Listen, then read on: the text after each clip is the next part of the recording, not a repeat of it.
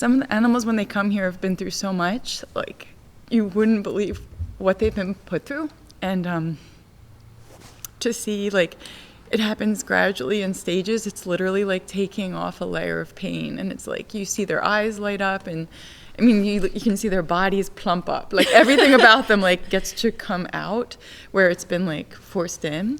And you just wouldn't think, and sometimes it happens faster than, I mean, I'm making it sound gradual, and it is, but sometimes it's just a couple days.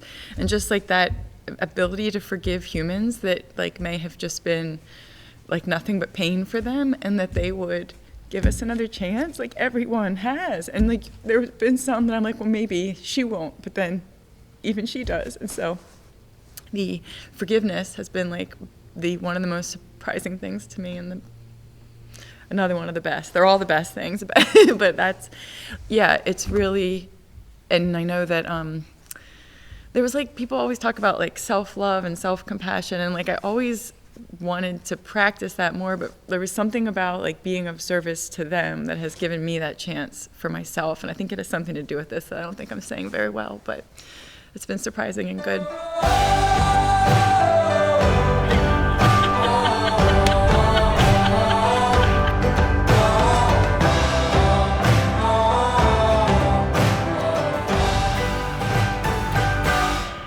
I'm Sarah Salluzzo. I'm the executive director and co-founder of Lancaster Farm Sanctuary.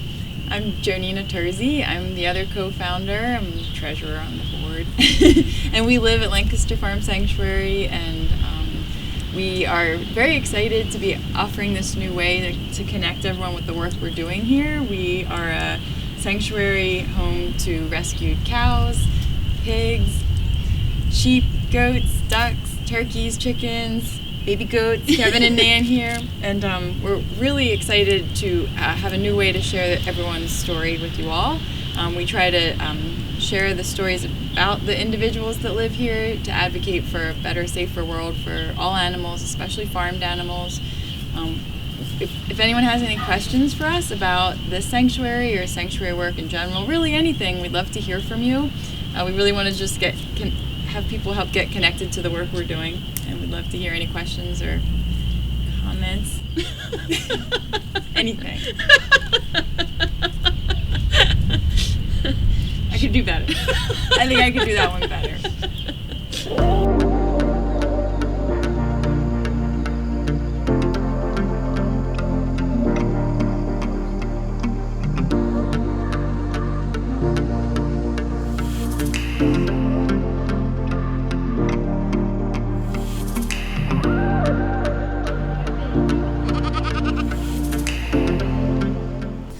We always say we can't rescue our way out of the animal problem. You know, there's this looming terrible situation especially for farmed animals. I guess lots of animals are suffering, and we always say we won't be able to rescue all of them. We know that, so we try to inspire. Our mission is to inspire humans to live with more compassion and respect for animals, and to educate and advocate on their behalf. You know, animals do have a voice, but it's just not one that many people are trained or allowed to listen to, and so we just try to tell their story, and just the individuals that we're able to rescue to just tell their story. So you guys are helping us so much to do that. Thank you. And our core values are from the yoga tradition. We have a yoga studio. It's something I've studied for over 15 years now, and I teach yoga teachers. So we try to bring in the yoga philosophy quite a bit, as much as we can, even older than the sutras, like the Vedas, like some of the original writings of human wisdom known to our species were basically to do less harm, to do no harm, try not to kill anyone, try not to harm anyone. So our first one is ahimsa, do no harm. That's really it. And then that applied to communication, try to tell the truth. And then our third value is try not to steal, the practice of non-stealing. And so we feel like those fit for all beings as a good way to try to live. And specifically with animals, we feel like we've been harming them, we've been lying about the harm been done to them, we've certainly been stealing a lot from them, and we think it's time to bring some light to that.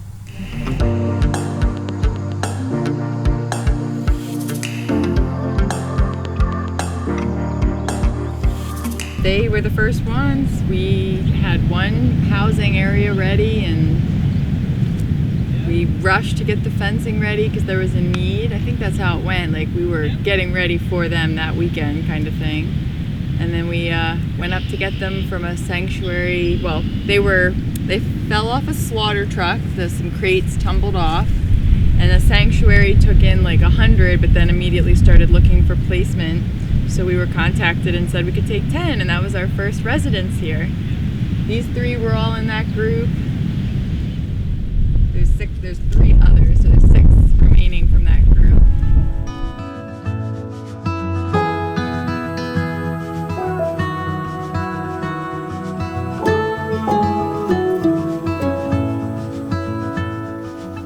We actually met through yoga and mutual friends, and we got into doing advocacy and activism work. A lot of that was through the Humane Society of the United States, so a lot more legislative advocacy, going and meeting with our legislators, going to the Capitol, things like that, lobbying, etc., which was great, and actually a lot happened. There was a really great group of people doing that work at that time, and some big legislation passed in Pennsylvania, which we're really proud of that work that we did. And we visited some farm sanctuaries, and I've said this many times, people always say to us, it's our dream, to have a sanctuary, and it was never our dream to have a sanctuary. We're glad that we do now, but really our dream was to do the most we could on behalf of farm animals and animal activism, and we thought, strategically that was to start a farm sanctuary here in Lancaster County. We're both from here.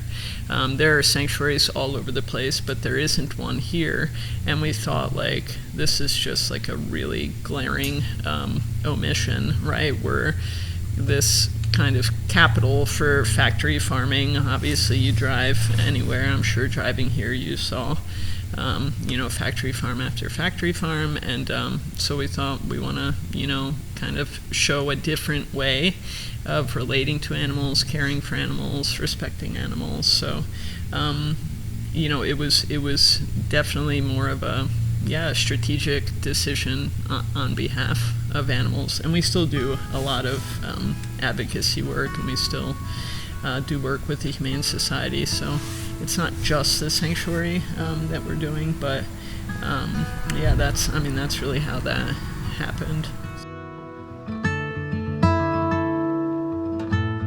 Luna was 3.5 weeks ago. Luna was at an auction house. She had an X spray painted on the back of her head, meaning shoot to kill or discard pile, because she couldn't stand. She had an infection, and she had just delivered stillborn babies. So she was in a room all by herself with her dead babies, infections, making her weak and immobile, and was going to be killed that day probably, I guess. And then some animal activists, it was actually President's Day, so some people had off work and they were just going to bear witness. They do that regularly as a form of activism, where they just try to be there for animals who are in bad situations.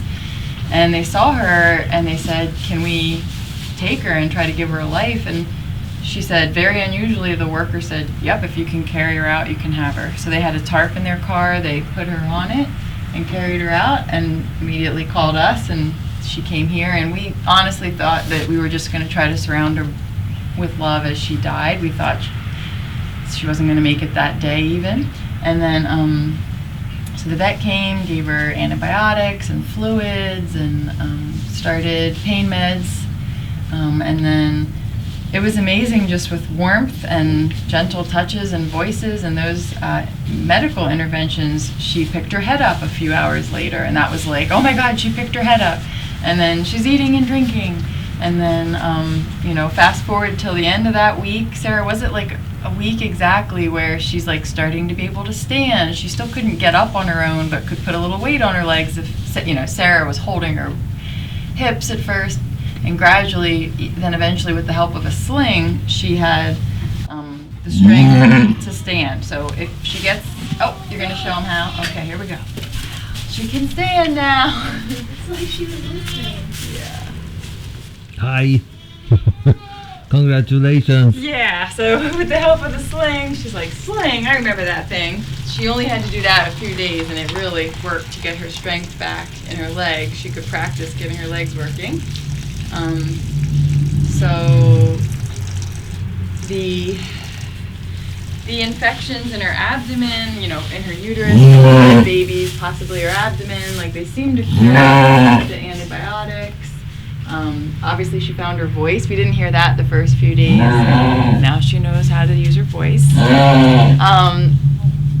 You know, we've been trying to, it's pretty obvious that she hadn't had human contact other than maybe just like very negative, or could have been just like for food. She's an older sheep who had probably been bred more than a few times, and so just the trauma and the confusion around what humans are. So it's been really, I dare say she's starting to trust us, and she really loves Sarah. Well, everyone loves Sarah. That's a unfair statement, but so she's starting to trust humans and touch. I think just like when we walk in or by, she's like she wants us to be near her. She wants closeness. She doesn't want to be abandoned again, it seems. And yet, you know, I still think she gets scared of people sometimes. So it's just all kind of coming together. Monday will be 1 month, 4 weeks. So it's been very fast. Everyone's like, miracle, Luna, you're a miracle. I'm going to cover that. Thank you for staying with us to learn a little bit about what we do here at Lancaster Farm Sanctuary and why we do it, who we do it for. We hope to connect with you again and again. Thank you, and please come back next time.